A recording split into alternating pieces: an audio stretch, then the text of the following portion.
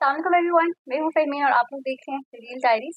आज की वीडियो को स्टार्ट हम लोग एक काइंड ऑफ गुड न्यूज़ से करेंगे, या आप इसको कह सकते हैं कि जो फीडबैक आप लोग मेरे साथ शेयर कर रहे हैं उसकी इम्प्लीमेंटेशन कह दें। स्पेशली ये फीडबैक मेरे साथ मेरे हस्बैंड ने शेयर किया है 2-3 दिनों से।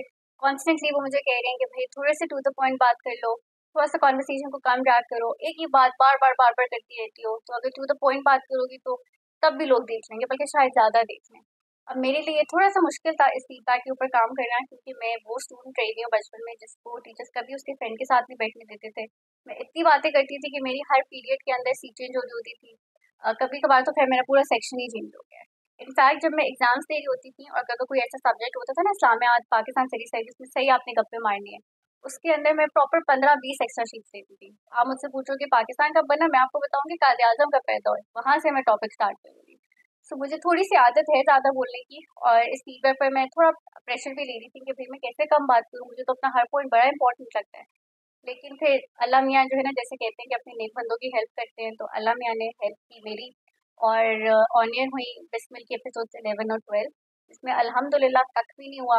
एपिसोड्स देखने से पहले जो मुझे टेंशन थी कि भाई मैं कम कैसे बोलूँगी, एपिसोड्स देखने के बाद मुझे टेंशन हुई कि भाई मैं बोलूँगी क्या, क्योंकि इसमें एक ही चीज़ हुई है, मासूमा की टीटी साहब से शादी।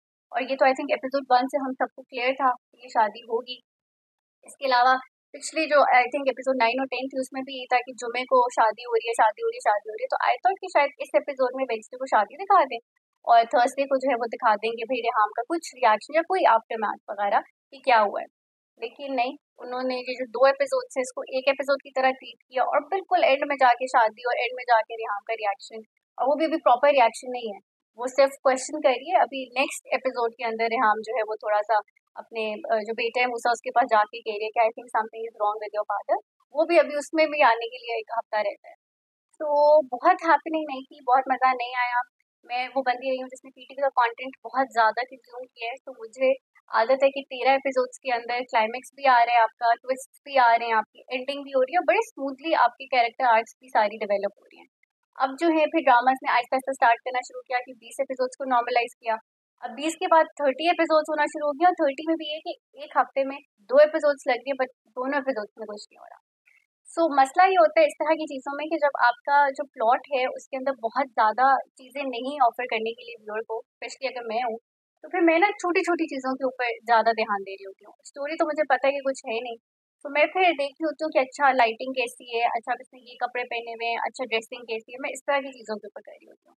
और बिस्मिल ड्रामे का प्रॉब्लम ये है कि उन्होंने अटेंशन टू डिटेल नहीं दी, इसलिए जब आप प्लॉट की जगह इस तरह की माइन्यूट डिटेल्स देखते हो उसमें भी आपको मसले लगे होते हैं। जैसे एक चीज़ जो मुझे डे 1 से जब मैंने एपिसोड इसकी पहली देखना स्टार्ट की थी ड्रामे की, इतनी ज़्यादा लाइटिंग है कि आपने लोगों के फीचर्स उड़ाए हुए हैं। मतलब जो हमारी कैरेक्टर है मासूमा, वो माशाल्लाह से वैसे भी बहुत प्यारी हैं। उनकी अगर हम वो ऑफ स्क्रीन देखें, हरीम जो है माशाल्लाह माशाल्लाह शी इज़ सो प्रिटी, उनकी पर्सनैलिटी इतनी अच्छी है। मुझे नहीं समझ आ रही जब भी उनके सीन्स आते हैं, इतनी ज़्यादा आपने लाइटिंग दी होती है, जैसे मुझे लगता है मैंने अपनी आंखों के अंदर कोई 50 वॉट के 2 बल्ब डाले हुए हैं। तो वो मुझे नहीं समझ आ रहा, अगर आपने गोरा दिखाना है तो वो ऑलरेडी फेयर स्किन टोन में ही आती हैं। क्या रीज़न था इसको इस तरह से इतना आर्टिफिशियल करने का? अभी जो मासूमा की शादी हो रही होती है जिसमें टीटी साहब के साथ, वो सही बहुत प्यारी दुल्हन बनी होती है, कपड़े भी बड़ा प्यारे, ज्वेलरी भी बड़ी अच्छी लुक होती है। उस लुक को उन्होंने इस तरह से खराब किया कि मैं यहाँ पर कहीं पिक्चर भी लगाऊंगी ताकि आप लोगों को समझ आए मैं क्या कह रही हूँ। उस लुक में उन्होंने पूरा जो वो नॉस्ट्रल्स हैं वो उड़ा दिए। वो एड में ना कोई वोल्डेमॉर्ट टाइप फीचर उनका लग रहा था कि नाक बिल्कुल यूं करके अटैच्ड है और नॉस्ट्रल्स उड़े हुए हैं बिल्कुल। सो आई डोंट नो इतना ज़्यादा लाइटें मारने का आपको क्या शौक है। उसके अलावा मासूमा की थ्रू आउट जो कॉन्टिन्यूटी है उसके अंदर प्रॉब्लम्स हैं। स्टार्ट में लिपस्टिक का मसला होता था कि मासूमा इधर देखती थी तो लाल लिपस्टिक होती थी, इधर देखती थी तो पीच होती थी, इधर देखती थी तो पिंक होती थी। अब उसमें एक नया ट्विस्ट ये आया है कि अब बालों का मसला होना शुरू हो गया अगर लिपस्टिक फिक्स हुई है। जब निकाह हुआ था तो उन्होंने सही स्लीक बन पीछे अपने बाल करके बनाए हुए थे। जब टीटी साहब उनसे मिलने के लिए आए, अपने कदमों की आहट सुनाने के लिए आए हैं मासूमा को, तो उस टाइम पर मासूमा ने मिड पार्टीशन थोड़ी सी बैक कॉमिंग वाला बन बनाया हुआ था। तो मतलब ऐसे काम तो ना करें ना, अगर आप बहुत ज़्यादा स्टोरी में आपके पास कुछ नहीं है ऑफर करने के लिए, थोड़ी सी आपके पास प्रिडिक्टेबल स्टोरी है, तो एटलीस्ट ये माइन्यूट डिटेल्स के ऊपर डायरेक्टर को चाहिए कि ध्यान दे और इस तरह की चीज़ें ना मिले। और ये आपको बाय द वे बहुत गौर फिर देखने के लिए भी ऐसा नहीं होता कि बहुत अटेंशन आपको देनी पड़ती है। मैं तो एपिसोड्स कुछ 2x के ऊपर भी देखी होती हूँ, वहाँ भी आपको नोट हो जाता है कि भाई ये क्या कर रहे हो। तो कंटिन्यूटी के काफ़ी प्रॉब्लम्स हैं। एक्टिंग का ये है कि मैं जो हमारे पास जितनी भी कासिम नुमान है, वेरी सीजन एक्टर, मुझे उनके ड्रामे तब से पसंद है जब वो पीटीवी के ऊपर निजात उन्होंने किया था टीका ऑल्डो के साथ। तो मैं उनकी उस लेवल की फ़ैन हूँ, उस तरह का मैंने कंटेंट देखा। वैसे वेला नदीम के मैंने बहुत अच्छे उनके ड्रामे देखे हुए हैं। तो मुझे स्टार्ट से लेकर अभी तक यही लग रहा है कि ये ड्रामा थोड़ा-सा इनके लिए नहीं था। थोड़ा-सा जो है इनको ज़ाया करें, इनकी जितना टैलेंट और जिस तरह की रेंज इनके पास है, ये ड्रामा उस तरह से इनको इनका पोटेंशियल यूटिलाइज़ नहीं कर रहा। जो हमारा मासूमा का कैरेक्टर है गेन Karim is a very good actress, but somehow मैं कनेक्ट नहीं कर पा रही। आई एम श्योर आप लोगों को पसंद आ रहा होगा, बिस्मिल के काफ़ी व्यूज़ भी होते हैं। बट मुझे मसला ये लग रहा है कि मैं मासूमा के लिए I am not feeling bad for her and I don't know what to feel for her. ठीक है, वो एक कैरेक्टर ऐसे दिखाई है जो कि किसी के हक के ऊपर डाका डाल रही है, उनको ख्याल नहीं है, उनको अमीर होना है, किसी भी टर्म्स के ऊपर उनकी कोई वैल्यूज़ नहीं है। लेकिन इवन देन आप एक नेगेटिव कैरेक्टर को भी थोड़ा-सा लाइकेबल बना सकते हो। और हमारे पास अभी बड़ी एक रीसेंट एग्जांपल है नूरजहां, जिसमें जो सबा हमीद का कैरेक्टर था, वो बड़ा प्रॉब्लमैटिक था। मतलब जिस तरह की वो सास दिखाई थी, कंसिडरिंग कि मैं खुद एक बहू हूँ, अगर मुझे ऐसी सास मिले, अल्लाह का शुक्र है कि मेरी नहीं है ऐसी, मेरी बहुत अच्छी है। बट ये कि अगर मुझे ऐसी मिले तो वो बड़ा एक टफ सीन हो आपका, तो वो अच्छी सास नहीं दिखाई थी। लेकिन वो सच अ लाइकेबल कैरेक्टर कि आप से रूट कर रहे होते थे कि हाँ, अब इन्होंने बहू के साथ ये किया वो किया, आप इंजॉय करते थे वो मिसालें। यहाँ पे जो उन्होंने कैरेक्टर बनाया मासूमा का, you don't feel anything, like I don't feel anything. आपको होना ये चाहिए था कि आप सही वो कर रहे थे कि चले रेहाम ने इसकी जो वीडियो बना के इसको ह्यूमिलिएट किया था, अब जो है ना मासूमा को ये बदला लेना चाहिए और अब ये करना चाहिए। लेकिन नहीं, आप बस मतलब ठीक है, एक ड्रामा है, देख लियो उसको।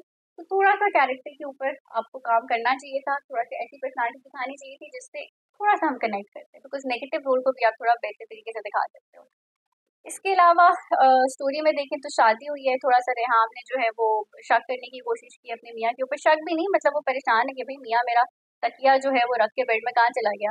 टीटी साहब को भी सलाम है कि वो गए हैं मासूमा के पास, और ठीक है, आई गेट इट कि वो बहुत बेकरार थे, उनको था कि बस मैं किसी तरह चला जाऊँ, क्योंकि 2 रातों से वो कभी वॉइस नोट कान के साथ छुपा के सुन रहे हैं, कभी वो पिक्चर यहाँ पर रख के देख रहे हैं। तो फाइनली उनको मासूमा मिल रही थी, उन्होंने कहा कि भाई शादी होगी, अब तो मैं जाऊँ।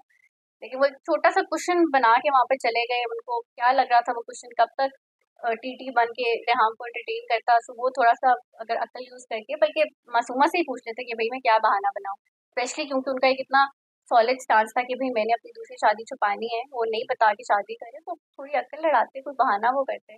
वो भी बस वहां पे मासूमा के साथ सही अच्छा टाइम स्पेंड करके आए हैं वापस, और फिर उनके पास कोई जवाब नहीं है। सो खैर वो एक थोड़े से फिलर सीन्स डाले थे। एक जो फिलर सीन डाला है ज़ुहैब का, वो भी मुझे समझ नहीं आई कि क्यों इतना उस स्टोरी को ड्रैग करे। I get it. एक जो मेरी प्रेडिक्शन है वो ये है कि मासूमा के साथ जब बुरा होगा, फिर उसको बैड फील होगा कि भाई ज़ुहैब को मैंने क्यों ये किया, ज़ुहैब अच्छा था, वो मुझे इज्जत दे रहा था, मुझे ये नाम दे रहा था, सब कुछ दे रहा था, ओन करना था। शायद ये वाला ट्रैक चलाएं, बट अभी मुझे ज़ुहैब की सीन यूजलेस लग रहे हैं। स्पेशली उसको अगर एक आपने अच्छा बॉय दिखाया, गुड बॉय, तो वो मूव ऑन क्यों नहीं कर रहा। मतलब for whatever reason Masuma ने उसको नो किया है, सही रीजन था गलत रीजन था, बट नो कर दिया है। You have to respect that decision, considering that you are a good person, good human आपको दिखा रहे हैं, पॉजिटिव रोल है, तो फिर मूव ऑन करो। और स्पेशली आपकी मंगनी हो गई, आप अपने फियांसे के साथ बड़े अनफेयर हो, तो वो चैप्टर उनको क्लोज कर देना चाहिए। और अगर वो नहीं थे रेडी तो फिर थोड़ा स्टैंड लेते और फिर ना करते एंगेजमेंट किसी और के साथ। दूसरे की तो जिंदगी ना करो ना इतनी बेस। बाकी उनकी खैर फिलर सीन्स थे जिसके अंदर वो कह रहे हैं कि बिग बर्थडे है तुम्हारी, तो गिफ्ट जब फियांसी ने वैसे ज़्यादा मेहनत नहीं की, छोटा सा गिफ्ट रखा था, भाई अभी एंगेजमेंट हुई है, थोड़ी मेहनत करके फिर उसको डिनर शिनर पर लेकर जाते, ताकि वो भी थोड़ा सा मासूमा के ट्रैक से हट के आपकी तरफ आते। लेकिन खैर वो एक यूजलेस ट्रैक डाला था। एक चीज़ जो अच्छी हुई है वो ये है कि भाई मुझे थोड़ी सी क्लैरिटी मिल गई मासूमा की माँ की कैरेक्टर की।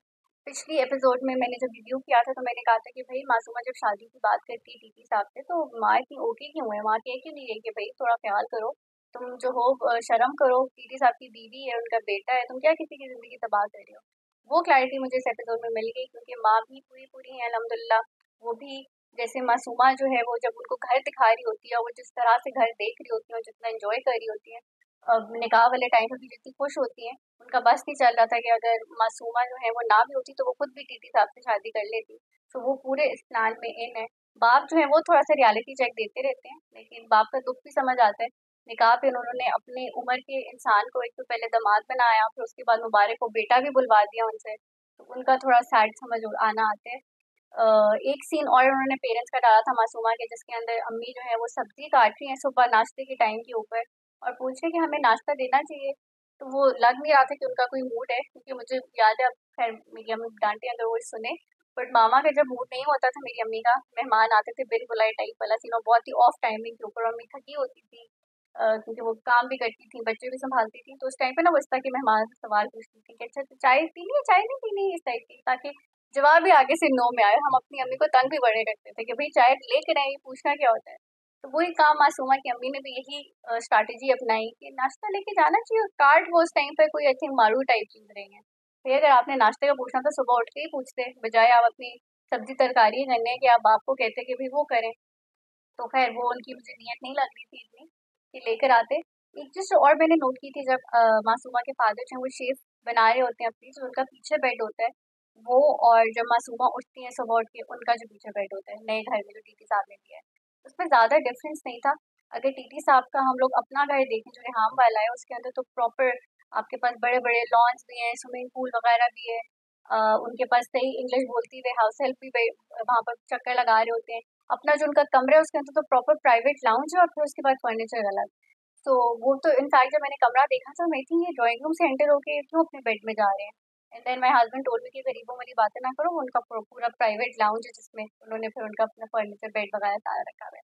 तो मुझे लगता है कहीं ना कहीं टीटी साहब ने डंडी मारी है और थोड़ा सा खुद्दू बनाया है मासूमा को। मासूमा एक्चुअली मासूम ही निकली है, क्योंकि जो घर उनको दिया उसका तो फर्नीचर बिल्कुल वैसा ही है जैसे उसके अब्बा का था, तो इतना तो आई थिंक वो लोग अफोर्ड कर ही सकते थे। मुझे तो खैर वैसे भी मासूमा का घर इतना गरीबों वाला नहीं लगता ऑनेस्टली। अगर इन्होंने डायरेक्शन में लाइक आई सेड कि काफी मसले हैं, जैसे हीरो वाला दिखाया था तो कोई छोटा सा घर दिखाते, इतने बड़े बड़े बाहर बरामदे भी हैं, झूले भी हैं, सारी चीजें हैं। और इवन जो कमरे हैं, अब्बा जी का जो कमरा है वो इतना बड़ा था कि बेड वहां पे था, फिर चलने की थी जगह, तो मतलब उसके बाद तो मुझे अपना घर जो है वो गरीबों वाला लगना शुरू हो गया था। इसलिए इस तरह की चीज़ों के अंदर मसले हैं, स्टोरी ज़्यादा प्रोग्रेस नहीं करी। आप लोग बताएं, आप लोगों को कैसा लग रहा है ये ड्रामा? आप लोग चाहते हैं कि हम इसको आगे कंटिन्यू करें अपने रिव्यू में? और इसके अलावा भी अगर कोई और ड्रामा या कोई और इवन नेटफ्लिक्स सीरीज आप लोगों ने देखी है जो आप लोग चाहते हैं कि हम उसके ऊपर बात करें, तो प्लीज़ हम लोगों को कमेंट सेक्शन में ज़रूर बताइएगा। आप लोगों की फीडबैक जो हम लोगों को मिल रही है उसके ऊपर हम लोग काफ़ी काम कर रहे हैं। सबसे पहले तो माइक चेंज करने की बात हो गई है, आज मेरे हस्बैंड को डेडलाइन मिली है कि भाई तुमने नया माइक लेकर आना है, सो लेट्स सी इंशाल्लाह नेक्स्ट वीडियो के अंदर आपको अच्छा माइक क्वालिटी और अच्छी वॉइस क्वालिटी मिलेगी। दूसरी फीडबैक जिसमें मुझे कहा गया है कि मैं छोटी वीडियोस बनाऊँ, वो भी मैंने कर दी है।